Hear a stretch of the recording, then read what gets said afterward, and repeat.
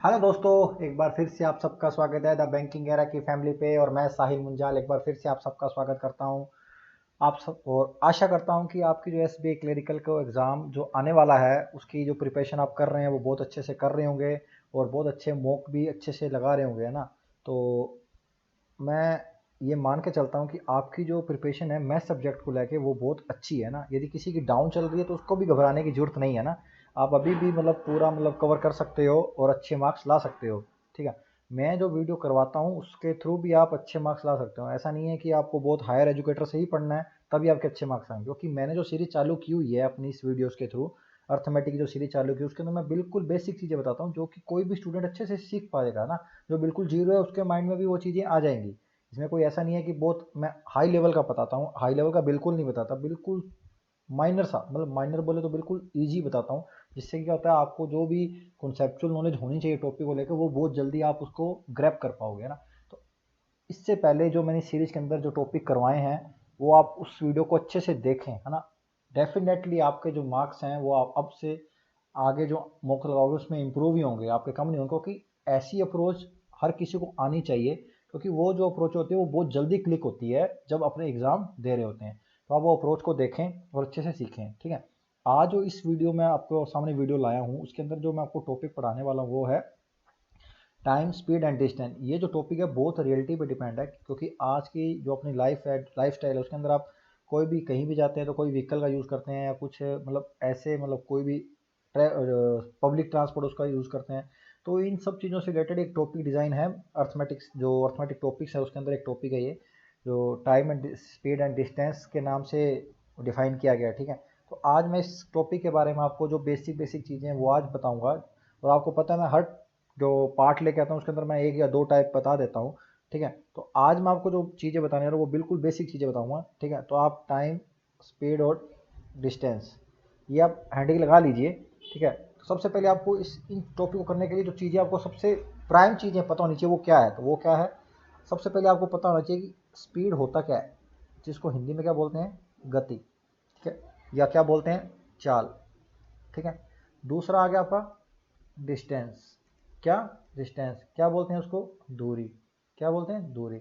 और तीसरी चीज़ क्या बोलते हैं, टाइम, क्या बोलते हैं, टाइम, जिसको क्या बोला जाता है हिंदी में, समय, ठीक है।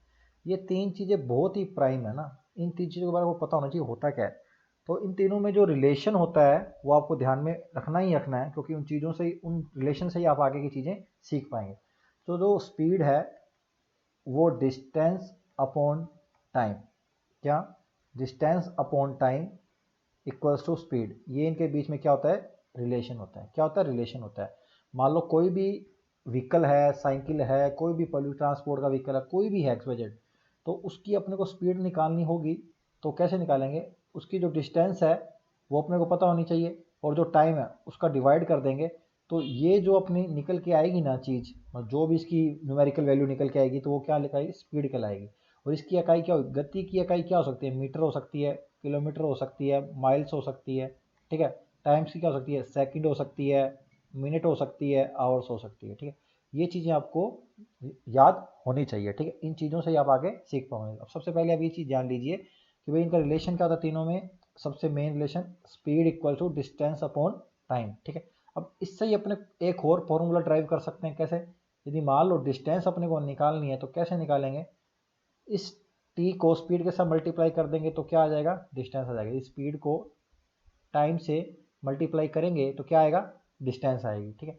इसी तरह अपने को ये टाइम निकालना है तो क्या करेंगे, टाइम निकालना है तो टाइम को क्रॉस मल्टीप्लाई कर देंगे और यस स्पीड को इधर ले आएंगे। तो डिस्टेंस अपॉन स्पीड यदि कर देंगे तो क्या आ जाएगा, टाइम आ जाएगा। क्या आएगा, टाइम आ जाएगा। क्लियर। ये चीज़ें आपको तीनों आपको पता होनी बहुत ही ज़्यादा मैंडेटरी है, वो आपको पता होनी ही चाहिए, तभी आप इस टॉपिक को अच्छे से आगे सीख पाओगे। सबसे पहले मैंने क्या बताया कि स्पीड का, डिस्टेंस का और टाइम्स का आपस में रिलेशन क्या है, क्या है। फिर उससे फॉर्मूला ड्राइव करना तो कैसे कर सकते हैं वो बताया। Speed equals to distance upon time, speed equals to distance upon time, ठीक है।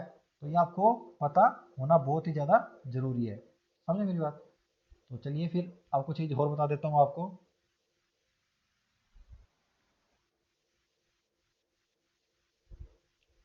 2 सेकंड दोस्तों, है ना।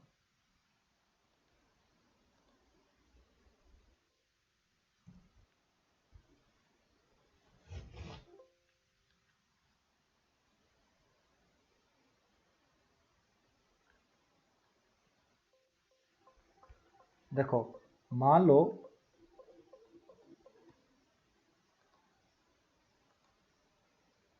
मान लो कि कोई कार है, ठीक है, वो 50 किलोमीटर की दूरी है जो, ठीक है, 2 घंटे में तय करती है, 2 घंटे में तय करती है, ठीक है। तो अपने को अपने को ये बताना है कि इसकी जो गति है कार की वो क्या होगी, कार की जो गति है वो अपने को क्या होगी। तो वो कैसे पता लगाना है, बिल्कुल बेसिक से यदि बात करें तो अपने को कार की गति पूछी जाएगी तो कैसे निकालेंगे उसका मैंने आपको बताया कि वो कैसे ध्यान में लाना है कि भाई कार की जो गति है वो कैसे निकाल सकते हैं। अपने को करना कुछ नहीं होगा, जो इसकी डिस्टेंस दी गई है, अब इसकी जो डिस्टेंस दी गई है वो अपने को टाइम के साथ इसका रिलेशन बनाना है, ठीक है। तो स्पीड क्या होगी, डिस्टेंस अपॉन टाइम, डिस्टेंस क्या है 50, टाइम क्या है 2, तो डिवाइड करेंगे तो क्या आ जाएगा 25, तो 50 क्या था किलोमीटर, 2 क्या था घंटा, तो इसकी इकाई क्या होगी किलोमीटर अपॉन घंटा, क्या होगा किलोमीटर अपॉन घंटा इसकी इकाई होगी, है ना। तो स्पीड की एग्जैक्ट क्या आंसर आया कि 25 किलोमीटर प्रति घंटा, मतलब कार जो है 1 घंटे में 25 किलोमीटर चलती है, ठीक है। ये इसका मतलब बोलने का तरीका है, ठीक है। स्पीड जो उसकी है उसको बोलने का तरीका है कि ये जो गाड़ी है वो 1 घंटे में 25 किलोमीटर चलती है, क्या 25 किलोमीटर चलती है, क्लियर। अब आपको इकाई के बारे में भी पता रहना चाहिए कि भाई किलोमीटर है तो उसको कैसे कन्वर्ट करना है, आवर्स है तो उसको कैसे कन्वर्ट करना है, ये भी चीज़ें आपको पता होनी चाहिए, ठीक है। फिर मैं आपको कुछ ऐसी चीज़ें बताऊंगा कि भाई ये जब कांस्टेंट हो तो क्या रिलेशन होगा, हो जब कांस्टेंट हो तो क्या रिलेशन होगा, ठीक है। ये आपको पता होना चाहिए, क्लियर, समझ में आ गया मेरी बात। जैसे अब मान लो सिमिलर दिया कि कार है, उसकी गति 80 किलोमीटर प्रति घंटा है, तो वो 2 घंटे में कितनी दूरी तय करेगा। कार की जो स्पीड है वो 80 किलोमीटर प्रति घंटा है, तो वो 2 घंटे में कितनी दूरी तय करेगा, 2 घंटे में कितनी दूरी तय करेगा, ये अपने को बताना है। बताइए बताइए कि भाई अपने को दे रखा है कि भाई 80 किलोमीटर स्पीड दे रखी है, तो मैंने उसका डाइवर एक मतलब कन्वर्जेशन वाला भी आपको फॉर्मूला बताया था, तो वो कैसे निकालना है वो अपने को ध्यान में रखना है। कन्वर्सेशन वाला भी फॉर्मूला ध्यान में रखना है, तो करिए जल्दी से मेरे को बताइए, बताइए बताइए क्या आएगा, जल्दी से बताइए। कि भाई वो 80 किलोमीटर से गया, अपने को स्पीड दे रखी है, ठीक है, ये स्पीड दे रखी है, और ये क्या है टाइम है, क्या है टाइम है। तो अपने को क्या मैंने बताया था डिस्टेंस निकालनी, तो क्या होता है स्पीड को टाइम से मल्टीप्लिकेशन करना होता है, ठीक है। तो स्पीड कितनी 80, ठीक है, 2 घंटे में कितनी दूरी तय करेगा, मल्टीप्लाई करा तो 160 किलोमीटर। तो कार पता लग गया कि 1 घंटे में 80 किलोमीटर जाती है, तो 2 घंटे में कितना जाएगी 160 किलोमीटर जाएगी। ये बिल्कुल बेसिक से बता रहा हूँ, मेरे को पता है बहुत स्टूडेंट को पता होगा कि ये चीज़ें नहीं आती, लेकिन ये चीज़ों से ही आगे चीज़ें सीखी जाएंगी जो हायर लेवल की चीज़ें।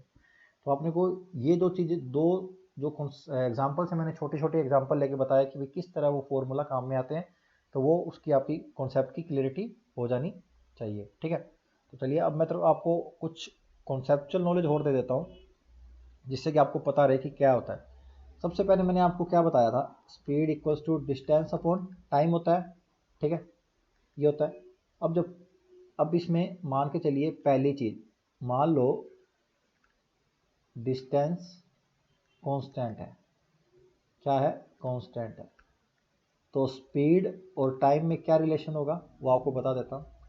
स्पीड जो है टाइम के इन्वर्सली प्रोपोर्शनल होगी। ये सब चीज़ें मैं आपको एग्जांपल से बताऊंगा, आपको बिल्कुल घबराने की जरूरत नहीं है कि भी किस तरह, तो मैं आपको बताऊंगा, उसमें घबराने की जरूरत नहीं है। अब ये चीज़ मान लीजिए जब डिस्टेंस कांस्टेंट होगी, वो कैसे कांस्टेंट होती है, वो क्या होता है कैसे, वो एग्जांपल से मैं आपको बताऊंगा, बस ये ध्यान रखो। जब डिस्टेंस कांस्टेंट होगी कहाँ क्वेश्चन में, तो स्पीड जो है टाइम के इन्वर्सली प्रोपोर्शनल होगी, पहली चीज़ ये। दूसरी चीज़, जब स्पीड जो है कांस्टेंट होगी तो क्या होगा, स्पीड जो है क्या होगा, स्पीड जब कांस्टेंट होगी तो डिस्टेंस डायरेक्टली प्रोपोर्शनल टू क्या हो जाएगा, टाइम हो जाएगा, ठीक है जी। अब तीसरी बात कर लेते हैं, डिस्टेंस कांस्टेंट कर दी, स्पीड कांस्टेंट कर दी, जब टाइम कांस्टेंट हो, जब टाइम कांस्टेंट हो तो क्या होगा, स्पीड जो है डिस्टेंस के क्या हो जाएगी, डायरेक्टली प्रोपोर्शनल हो जाएगी। ठीक है, वो कैसे कि देखो अभी ये फॉर्मूला है स्पीड इक्वल टू टाइम। देखो जब डिस्टेंस जो चीज़ कांस्टेंट हो रही है उसको उसको नहीं देखना है, बाकियों को देखना है। स्पीड इक्वल्स टू 1/t हो गया तो ये इन्वर्सली प्रोपोर्शनल हो गया। फिर मैंने क्या बोला, स्पीड कौन सा, स्पीड को नहीं देखना तो डी और टी डायरेक्टली होगी। देखो स्पीड को नहीं देखेंगे तो टी इधर चला जाएगा, तो जो डिस्टेंस है वो टाइम्स के डायरेक्टली प्रोपोर्शनल हो जाएगा, डायरेक्ट उसके प्रोपोर्शनल हो जाएगा। ठीक है, अब बात करें फिर टाइम।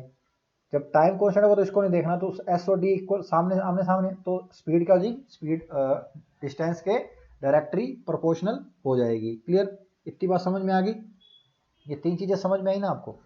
तो चलो मैं आपको ना इस पे एग्जांपल बता दूं जिससे कि और पता लग जाए। ठीक है, मान लो एक व्यक्ति है, ठीक है, एक पर्सन है, वो अपने अपने घर से ऑफिस जाता है। ठीक है, ऑफिस जाता है, क्लियर। तो घर से ऑफिस जाता है, ठीक है, स्पीड कितनी है, 10 किलोमीटर प्रति घंटा। ठीक है, और ऑफिस से घर आता है तब उसकी स्पीड कितनी है, 15 किलोमीटर प्रति घंटा। ठीक है, तो क्या पूछ रहा है, घर से ऑफिस की डिस्टेंस। तो घर से ऑफिस की डिस्टेंस क्या होगी ये अपने को बताना है। अभी इससे पहले जो तीन मैंने कॉन्सेप्ट बताया ना, उसी कॉन्सेप्ट पे ये क्वेश्चन है। अब आपको कॉन्सेप्ट तीन जो उसमें से ये पकड़ना है कि कौन से वाला है, पहले वाला है कि दूसरे वाला है कि तीसरे वाला है। अपने को ये मेन चीज में ध्यान रखना है कि भाई कौन से वाला है। अभी मैंने आपको ये क्वेश्चन लिखा है, आपको दिमाग लगाना है। आपको थोड़ा सा टाइम देता हूँ, आप बताइए मेरे को कि भाई ये क्वेश्चन है जो कि व्यक्ति अपने घर से ऑफिस जाता है फिर ऑफिस से घर आया, तो इसमें कौन सी चीज कॉन्स्टेंट रह रही है। तो आपको ये चीज बताना है। स्पीड मैंने आपको दे दी, जब घर से ऑफिस जा रहा है तो 10 किलोमीटर है, और ऑफिस से घर आ रहा है तो कितना है, 15 है। तो घर से ऑफिस की दूरी कितनी है ये बतानी है।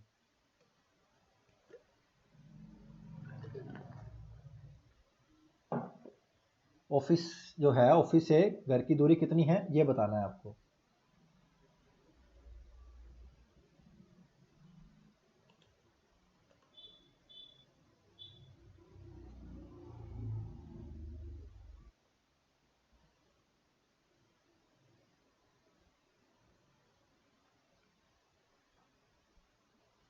बताइए बताइए क्या आएगा।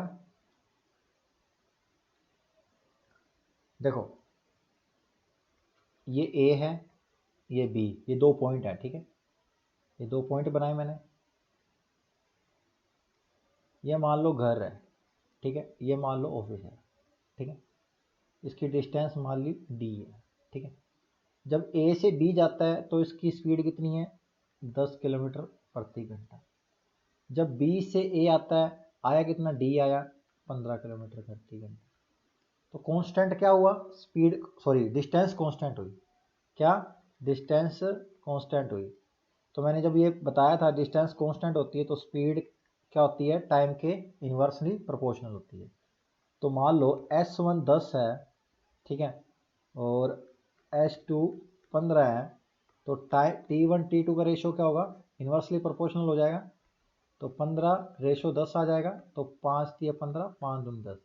और T1 का रेशो 3 और T2 का रेशो 2।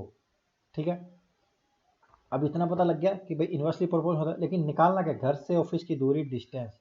तो डिस्टेंस का फॉर्मूला होता क्या है, डिस्टेंस निकालनी होगी तो स्पीड टाइम के मल्टीप्लिकेशन में आएगी। तो स्पीड कितनी, कोई भी दोनों में कोई भी एक ले लो, ऐसे नहीं कि दोनों लेनी है। मान लो 10 लोगे तो 10 स्पीड है और टाइम का रेशो क्या है, 3। तो 10 इंटू 3 कितना आ जाएगा, 30 किलोमीटर। कितना आ जाएगा, 30 किलोमीटर। ऐसे दूसरा लेके देख लो, दूसरे की स्पीड लेके देखो, स्पीड कितनी 15, तब दूसरे का रेशियो कितना टाइम का, 2। तो कितनी स्पीड आ जाएगी, 30 किलोमीटर। और स्पीड डिस्टेंस कितनी आ जाएगी, 30। तो दोनों केस में ना सेम ही आएगी। आप क्वेश्चन सही कर रहे हो, दोनों केस में सेम ही आएगी। तो इस क्वेश्चन से क्या पता लगा कि डिस्टेंस कांस्टेंट थी, तो अपनों ने किस तरह चीज़ों को सोल्व किया ये अपने को पता लगा। इसी तरह ना आप वो मतलब टाइम कांस्टेंट कर सकते हैं, स्पीड कांस्टेंट कर सकते हैं। तो ये चीज़ें ना मतलब आपको पता लगना चाहिए कि भाई किस तरह मतलब क्या चीज़ कांस्टेंट हो रही है क्वेश्चन के अंदर। अभी घर से ऑफिस गया, ऑफिस से घर आया, तो डिस्टेंस कांस्टेंट हुई, स्पीड अलग अलग थी। ठीक है, तो ये आपको ध्यान में रखना है आपको। कि भाई इतना समय लगता है तो इतना इतना हो सकता है चीज़ें। ठीक है, समझ में आया? ये कॉन्सेप्ट समझ में आया ना आपको? तो अपने को पता रखना है ये चीज़ों को।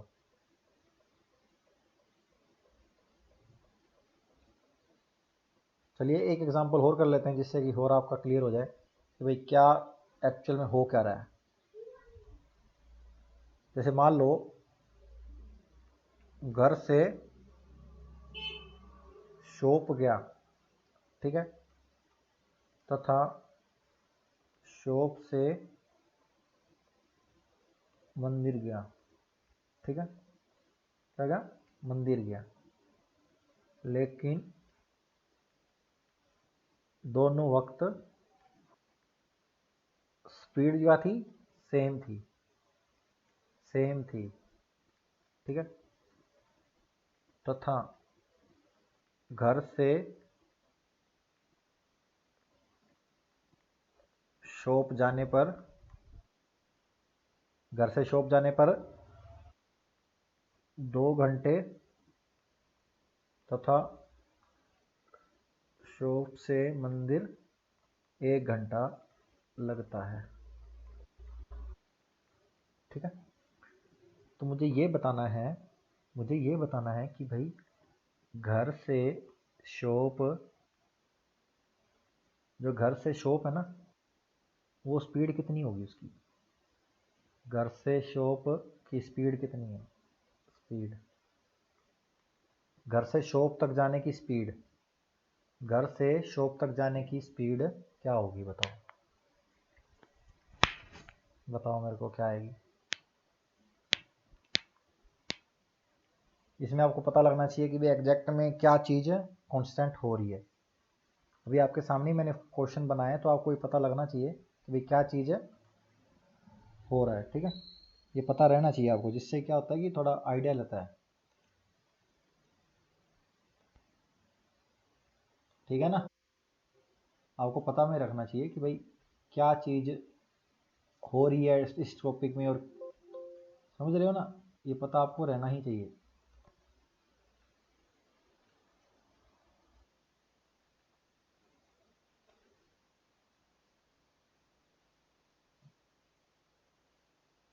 अभी कुछ टाइम, कुछ बस ये टॉपिक कराने के बाद मोस्ट प्रोबेबली अपने प्रैक्टिस चालू करेंगे दोस्तों। जो मैं बोला था ना, नया प्रोजेक्ट आने वाला, तो प्रैक्टिस चालू करेंगे। अभी क्या वो बहुत कम दिन रह गए हैं, तो बहुत जल्दी से आपको प्रैक्टिस करवाई जाए, जिससे कि आपको और मोटिवेशन मिले और अच्छे से कॉन्फिडेंस बूस्ट हो एग्ज़ाम क्लियर करने के लिए।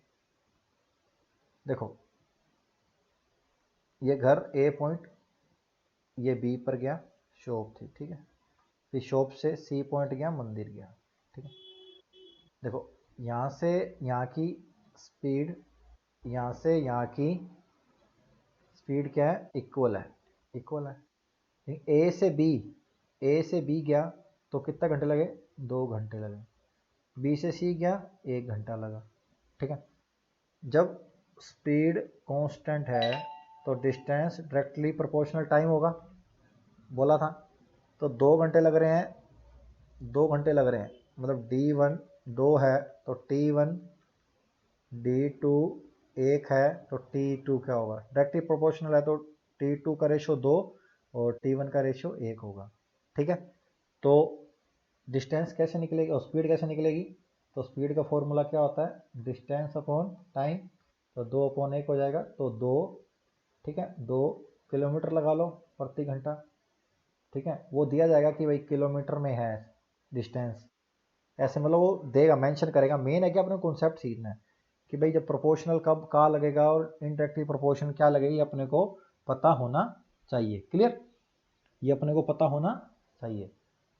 अभी मैंने दोनों बता दिए, तीसरे का आपको कर लेना प्रैक्टिस, जिससे कि क्या होगा कि आपको थोड़ा माइंड में ना कॉन्सेप्ट क्लियर होगा कि हाँ इस तरह भी चीज़ें होती हैं। समझ रहे हो, इस तरह भी चीज़ें होती हैं।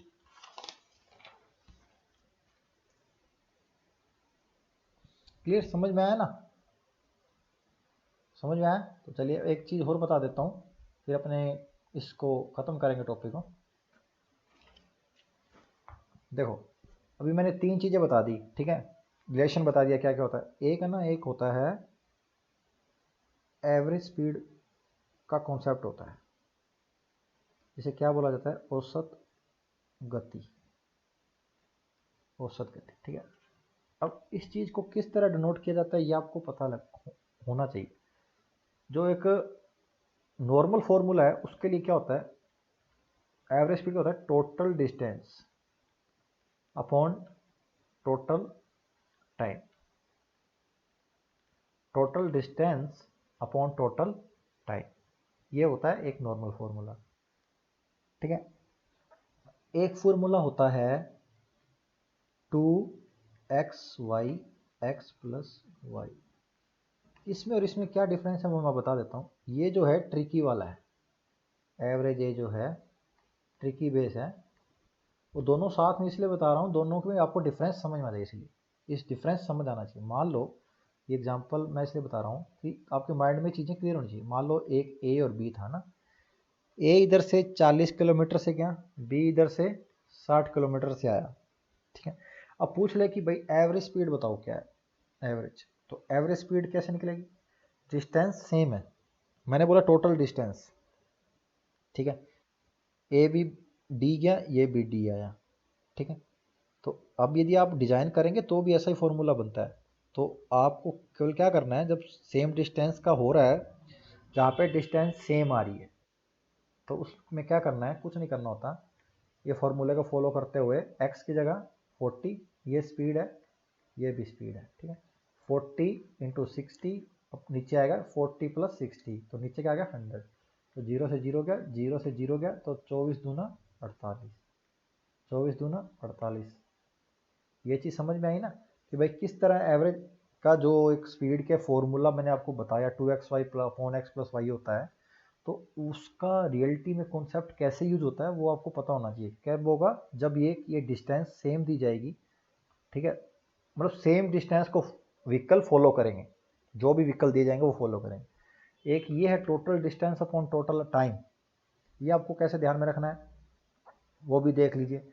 मान लो कार जो है, कार जो है 60 किलोमीटर चली, ठीक है, फिर 80 किलोमीटर चली, ठीक है, फिर 100 किलोमीटर चली, ठीक है, तथा पहली बार चली 2 घंटा, फिर चली 4 घंटा, फिर चली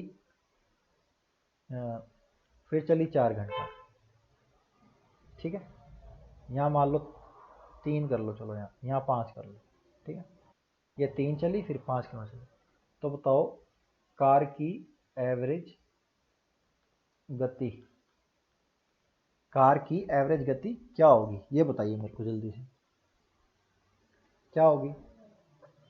तो कुछ नहीं करना है, फॉर्मूला होता है total distance upon total time, ठीक है। टोटल डिस्टेंस कितनी चली, 60 चली प्लस 80 चली प्लस 100 चली, ठीक है, समझ गए। अब चली कितना, 2 घंटा चली, 3 घंटा चली, 5 घंटा चली, ठीक है। तो इनको जोड़ेंगे तो क्या आएगा, 60 में 80 जोड़ा 140 प्लस 100 240, 2 प्लस 3 5, 5 प्लस 5 10, तो इसकी स्पीड क्या आ गई 24 किलोमीटर प्रति आवर, 24 किलोमीटर प्रति आवर आ गई। समझ गए इस चीज़ को, समझे कि नहीं समझे, समझ गए ना। एक एग्जांपल और बता देता हूँ जिससे क्या है आपको चीज़ें क्लियर होनी चाहिए, बहुत ज़रूरी है। दो टाइप मैंने बताया ना एवरेज में, ये आपको होना बहुत ज़रूरी है, क्लियर क्लियर होएगा तभी आप क्वेश्चन को अच्छे से कर पाएंगे। मान लो मैं क्वेश्चन लिख देता हूँ, एक बस है ना, वो मान लो जयपुर से भोपाल जाती है, ठीक है, जाती है, जयपुर से भोपाल जाती है। मान लो पहले 100 किलोमीटर चलती है 50 किलोमीटर प्रति घंटा की रफ्तार से, पहले 100 किलोमीटर, दूसरे 150 किलोमीटर कितने से 60 किलोमीटर प्रति घंटा की रफ्तार से, फिर तीसरे 300 किलोमीटर 100 किलोमीटर की रफ्तार से, ठीक है। ये क्वेश्चन है। तो पूछा जो बस है उसकी एवरेज स्पीड क्या रही, बताओ। चलो देख रहे हो ना, एवरेज स्पीड का फॉर्मूला इस तरह भी यूज किस होता है वो आपको ध्यान में होना चाहिए कि इस क्वेश्चन में इस तरह के क्वेश्चन आएंगे तो कैसे करना है। तो आप ये बताइए मेरे को, जो बेसिक जो मैंडेटरी एक बेसिक फॉर्मेट था उसको ही यूज में लाना है, उससे ही दूसरा जो फॉर्मूला है 2xy plus upon x plus y वो ड्राइव हुआ है, ठीक है, वो उससे ड्राइव होता है। तो वो एक मतलब छोटी मतलब कम टाइम में जल्दी सॉल्व होने के लिए वो लगाना है, लेकिन नॉर्मल जो total distance upon total time है वो लगाना है। तो चलिए बताइए क्या आंसर आएगा बिना किसी देरी के।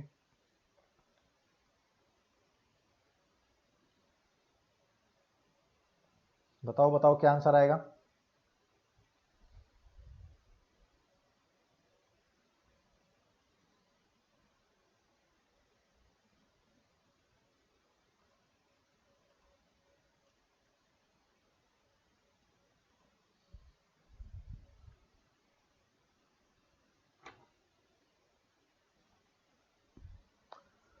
चलिए देख लें, सोल्व करता हूँ। एवरेज स्पीड पूछी है, ठीक है।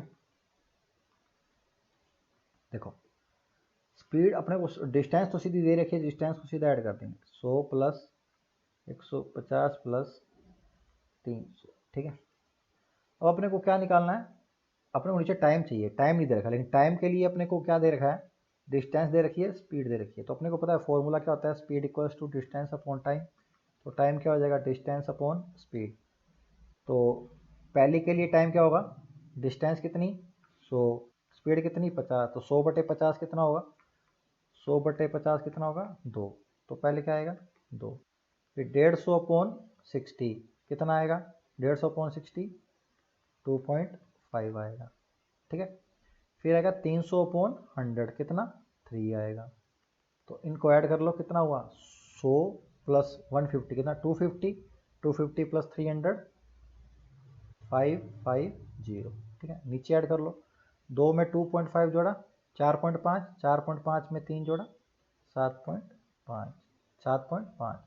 तो ये 0 से ऊपर चली जाएगी, 25 से कट किया, 25 दिया 75, 25 चौका 100, 55 इंटू 100 है ये। तो 2 जीरो से 4 कट हो जाएगा, 25 से कट हो जाएगा, ओके। अब 55 को 4 से मल्टीप्लाई करें तो कितना आएगा 220/3।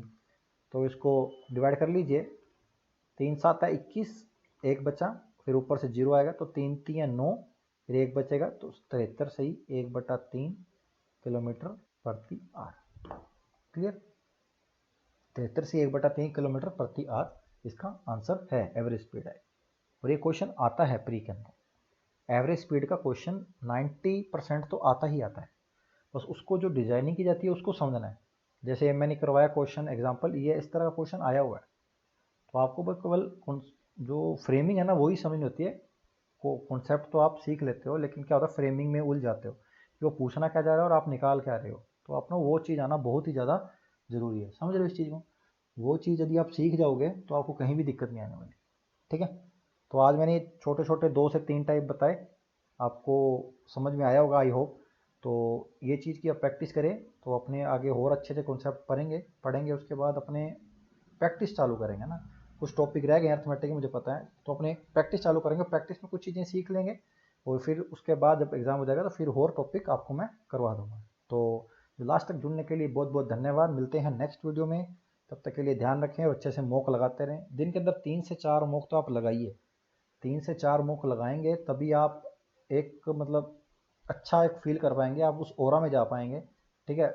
अभी आप मेरा मानिए तो 4 एग्ज़ाम 4 लगाएं, क्योंकि 4 शिफ्ट होंगी, तो 4 की 4 शिफ्ट के अंदर आप अपना मॉक लगाइए, क्योंकि कोई भी शिफ्ट में आपका आ जाएगा तो आप हर शिफ्ट के हैप्चुअल हो चुके हैं, तो आप तैयारी भी अच्छे से कर पाएंगे, माइंड उसके अकॉर्डिंग काम भी करेगा, और नंबर भी अच्छे आने लग जाएंगे यदि नहीं आ रहे हैं, ठीक है। मिलते हैं नेक्स्ट वीडियो, तो के लिए जय हिंद जय भारत।